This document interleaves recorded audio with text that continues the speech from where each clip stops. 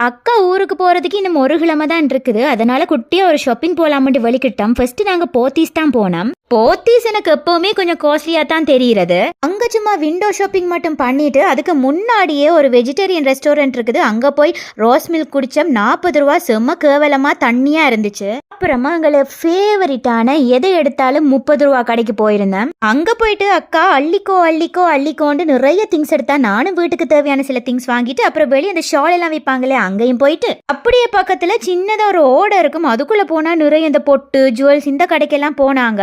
இப்போ SPB silks போயாச்சு. மழை ஸ்டார்ட் ஆச்சு. அந்த நேரமே உட்காந்து சமோசா ஜூஸ் இதெல்லாம் குடிச்சிட்டு உள்ள போனா. நிறைய அங்கேயும் விண்டோ ஷாப்பிங் தான் முடிச்சிட்டு வந்து வெளியே எட்டி பார்த்தா கொஞ்ச நேரம் மழைக்கே அவ்வளவு வெள்ளம் போட்டுட்டுது.